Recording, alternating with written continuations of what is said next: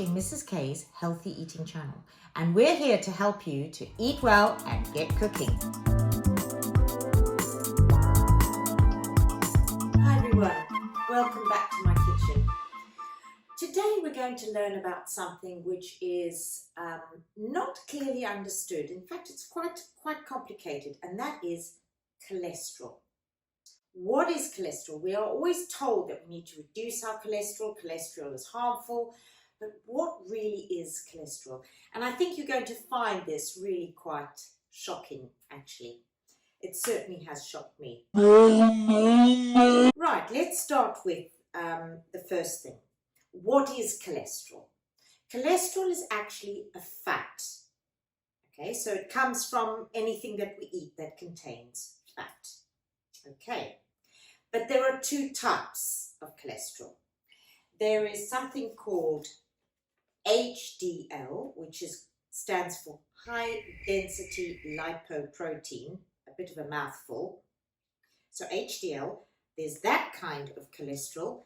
And then there's something called LDL, which is called a low density lipoprotein. And these two work in the body. And we do get these from different foods, and they have different functions. But let's look at, first of all, why do we actually need cholesterol? What does it do? Why do we have it? So cholesterol has a very important function in the body. It builds certain hormones. It actually helps in building cell walls and tissue. It is part of the production of bile in your liver, and that's actually how some of the cholesterol is expelled, is through the bile, which then goes through the digestive system and out of your body. And the other one, it is involved in the synthesis or production of vitamin D that we get from sunshine. So really, really important jobs that cholesterol has.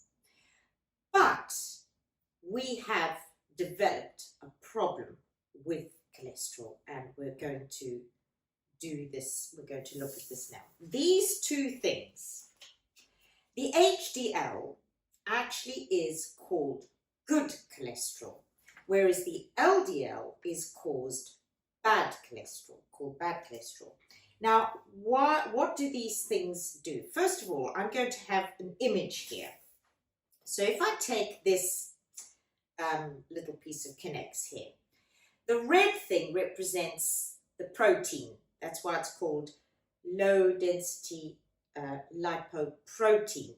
The fat attaches itself to a protein, and the protein is what carries it around. This is carried around your blood, and it starts from the liver. The liver is involved in processing the cholesterol. It leaves your liver, and all this fat here is taken, all this cholesterol is taken through your body to go and do the various jobs that it has to do. So obviously it's flowing through your veins, okay? Now, here I've got an additional picture. So let's say that I put some Play-Doh on our fat, okay? So it's going through the blood. Now, the problem, it goes through your arteries and runs through and goes and does all its jobs. But if you are eating too much of this, the LDL, from where your LDL comes from, if you've got too much LDL in your blood, then it's not going to all be used up in the blood. There's going to be an excess. What happens to that excess? Well, unfortunately, the excess is left behind inside your cell walls. So maybe that one was used up for what it was supposed to do. But can you see what's happening? When there is too much LDL, it gets stuck in your arteries. Now, why it does that and why it's not all taken back to the liver to be expelled, we'll look at that now. But you've got too much LDL, and it starts being deposited in your arteries all around your body. Now, you know what will happen. So this is a very large tube. So this is a blood vessel. This is an artery. Let's say this is your artery going to your heart, or arteries going up to your brain. Now, your blood is pumping through here, but suddenly, gradually, this wall, because you're eating too much of this wall, over your lifetime, can build up. Okay, the older you get, the worse it gets, obviously, because you're getting older. And if you keep eating too much of this, it builds up. And eventually, this is what causes the heart attack, is this wall gets so, that the pathway gets so narrow that your blood finally, if you eat, gets stopped. And you have a clot. It's like a river that gets clogged up. Nothing can flow through. Okay, your blood is stopped. So you would then either have, if it's going to your brain, if it's an artery that's going to your brain, you would end up with a stroke. And if it's an artery going to your heart, you end up with heart attack. So that is what's going on. But it's not all bad news. There is some, we now have, let's look at HDL. Right, HDL is your good one. And the reason it's called HDL, it's high density, okay, lipoprotein. So here we have an example of an HDL. Now, this again is your protein, like we have a protein here.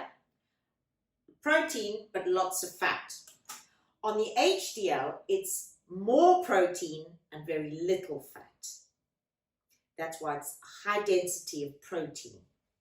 So these HDLs now travel back to the liver, and they've got very little fat on them. But what they do is they will go through and they'll pick up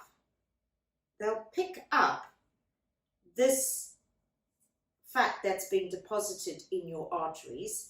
So let's put some more on. Their job is to pick up excess fat and take it back to the liver, deposit it in the liver. The liver then can put this into the bile, which gets rid of through your feces.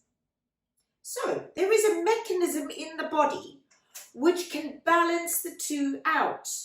Okay, so the body has got an accountability here. So the problem is not the body then. The problem is us and what we're eating. Okay, so I hope that explains it. So this HDL is almost, you could say it's like a vacuum cleaner.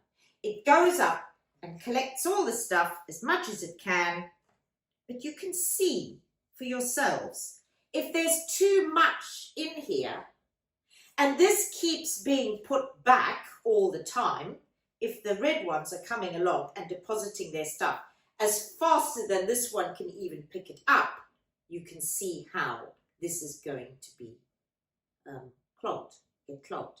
So what we have to do is we have to make sure we're eating enough of the things that make these, so that we can keep a balance in our bodies. Now, how do we do that? What do we eat? Where does this come from? Now, the LDL fat comes from saturated fat. Okay, so what's our saturated fat? We learned in the Eat Well Guide section, session 3, that saturated fats are the hard fats. So we've got anything basically from an animal. So we're looking at our butter, cream, the fat in milk, fat in yogurt, meat, cheese, all our animal fats. So dairy and meat are hard fats, and they're the ones that are saturated. In addition to coconut oil, which is a hard fat, and palm oil, which is a hard fat, and they are high in saturated fat. So anything that's got a saturated fat is going to cause LDL. So if we eat too much of them, we're going to build up this.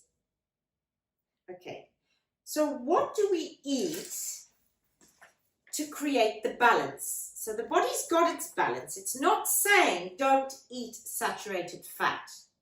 What it is needing is a balance so that this can be controlled, because it can be if we're eating the right things.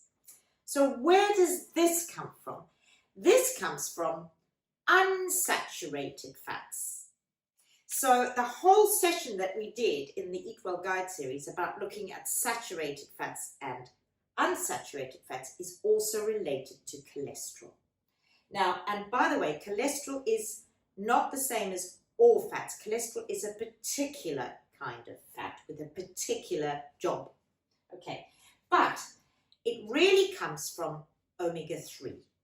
Omega-3 is a vital HDL. And where do we get omega-3 from? We get omega-3 from olive oil. We get it from rapeseed oil. We get it from our seeds.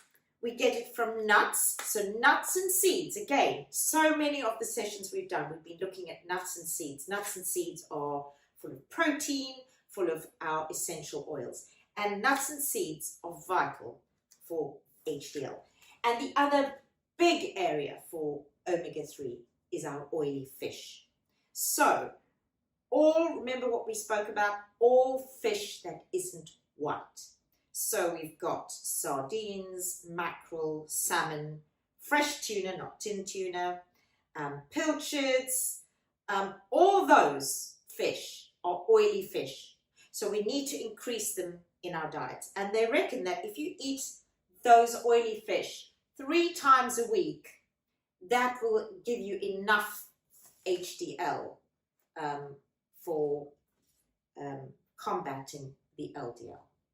So, and of course, not many of us are eating those fish 3 times a week. So, but it's not only the fish, you can get it from your nuts and seeds as well. Okay. The other things that so those are the direct HDLs. The other things that will help lower this, and there's a lot of scientific research about this, but they have done research that shows that 30 minutes of exercise 7 days a week will reduce your LDL by at least 5%. Smoking. Now, apparently smoking lines your arteries with tar, which is sticky, and that can cause fat to stick to the sides of your arteries, which then helps the fatty acids to actually stay there. Okay, so eating high fiber apparently also, so eating things like oats and beans also helps reduce your LDL. So those are all things that help. So if you're doing those anyway, you know that that's helping. But they're not direct, but they are helping reduce LDL. And there is a lot of scientific research about it because this has become a massive problem. So many people in the West are dying of heart attacks and are having strokes. And we can do something about it. Okay, so that is basically the nutshell of HDL and LDL. However, there's a massive, massive point that we've not addressed. And this is the scary bit. This is the bit that really is shocking. And that is something called trans fats. Now, let me just explain to you. We've got our oil, okay, our liquid oil. Many, many decades ago, when factories started manufacturing food for the ready-made foods that we all now eat, they used copper piping. And when oil touches copper, it creates a chemical reaction which causes rancidity. And rancidity means that the oil has an off taste. I don't know if any of you have smelt oil that goes off. If you've had oil that's been in your cupboard too long, it gets a particular smell. That's called rancidity. And that smell alters the taste of your food. So they were finding that they built these factories, they put the copper pipes in, oil is being used in the cooking, and by the time the food comes out, it's changed the taste of the food. Major problem. So what they did was the food scientists and researchers got together and they decided to try and stabilize oil. And that was to make oil solid. So, and they created margarine. So margarine is basically made from vegetable oil and has been made hard. It is not an animal fat. This is not an animal fat. Now, how did they do that? Well, in actual fact, it was through a process called hydrogenation.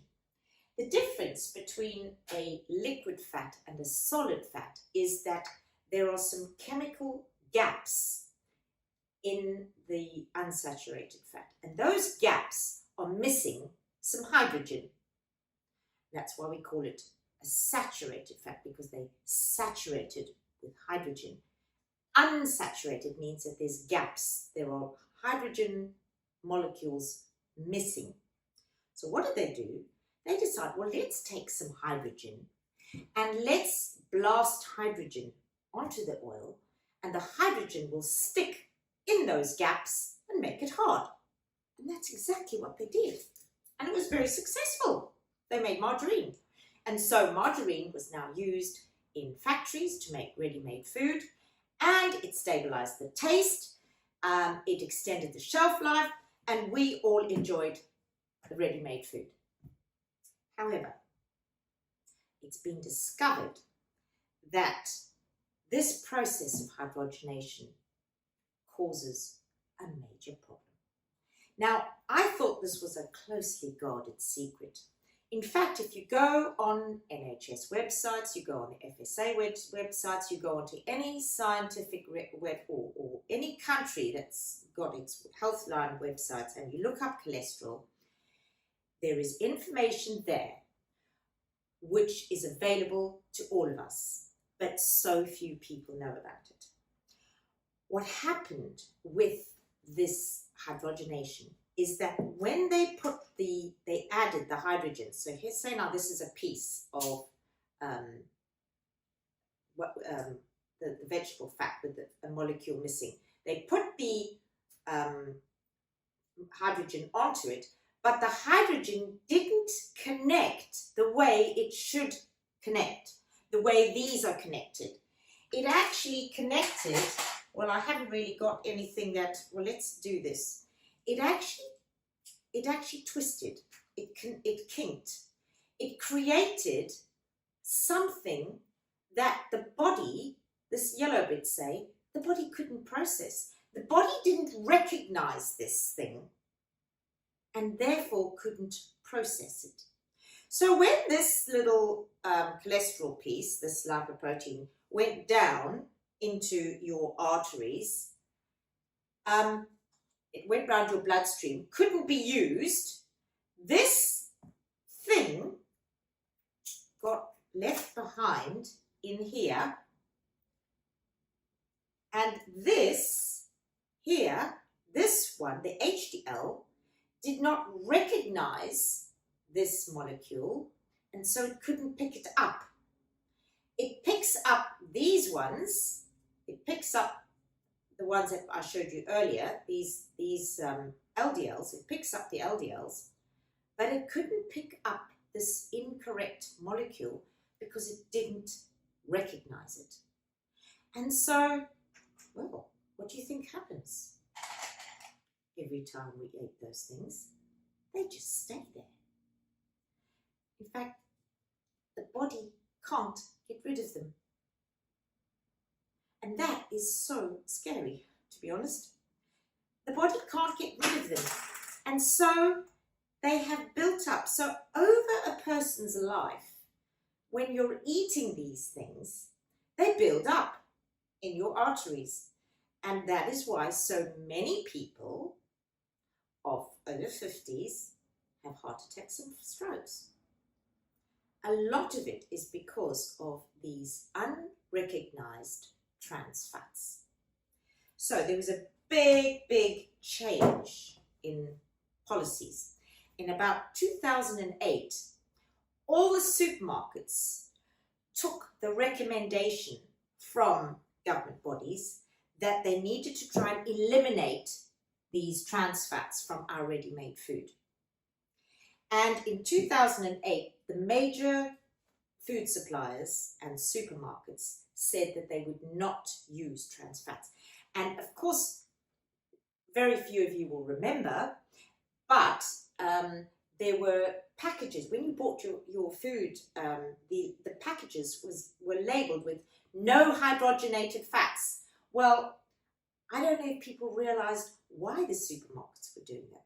They were doing that because they knew what the hydrogenated fats were doing, the general public didn't. And so they don't have that on their packaging anymore because it's now accepted. And you can look on your packaging of most ready-made foods and you will not find hydrogenated fats anymore. However, unfortunately, the story doesn't end there. We have seen a massive reduction of trans fats in our diets in the UK. And the government has set a level of it shouldn't be more than 2% of our fat intake, of our total fat intake, hydrogenated fats. However, it's probably apparently an average of 1.2% of our diets at the moment in the UK.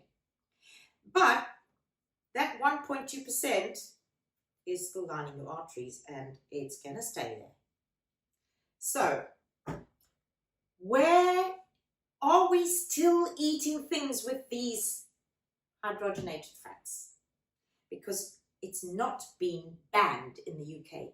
Do you know that in Scandinavian countries, certain states in the US have actually banned the use of trans fats? They've banned them. Why? Because they know what they're doing to our bodies. The UK has not banned them, but it is limited. Right, now, I discovered something really frightening. And that is, very cleverly, manufacturers now no longer use the word trans fats or even hydrogenated fats. They've now changed the wording to mono and diglycerides of fatty acids. These are called emulsifiers. But unfortunately, they are still trans fats. And if you look on the websites, on the web, you can see the warnings about these. Now, where do we find these still? Well, I was looking at some foods. The list, you can go on the web and it'll give you a list of foods where they say that you could still possibly be eating these. One of them is margarine. So I had a look at my margarine. I use margarine. And I had a look. There it is. Mono, where does it say? Oh, emulsifier, mono and diglycerides of fatty acids. There it is, margarine. So margarine is not as bad as it used to be, but it's still there. Okay, so bread, can you believe bread? Now bread has very little fat in it, so it's a very small amount. But bread, this is hot cross buns, but all bought breads, there it is, mono and diglycerides of fatty acids. Ice cream. I love ice cream. Here we are. Same thing. There it is. Mono, diglycerides. It's just awful. They say biscuits and pastries. Well, I had some chocolate digestives that I used in another session, and I had a look, and there are no mono and diglycerides in this pack of biscuits. So that was really a relief. You're going to have to look at your labels. You're going to have to look at the labels on, oh yes, donuts. Donuts apparently have those fats because they're fried. Don't forget, donuts are actually fried and they are fried in that. Now, the other thing with this mono and diglycerides and frying is watch your takeaways. So most takeaway places fry chips or fish or whatever, sausages or whatever. What are they frying in? Now, I hate to use brands, but I will say I've been pretty impressed by the slogans that McDonald's have been using, saying that they fry in sunflower or they fry in proper oil and that they use their oil then for biofuel. We need to just look at the labels, make our own food, and just be savvy. Right, so I hope that's explained it clearly what the cholesterol is and what the problems are. Okay, thank you for listening, and we'll do some practical work. I thought we could, a lovely recipe making salmon pate, making mackerel pate, all sorts of lovely things we can do with our oily fish to increase our HDL. Take care, and I'll see you soon. Bye-bye.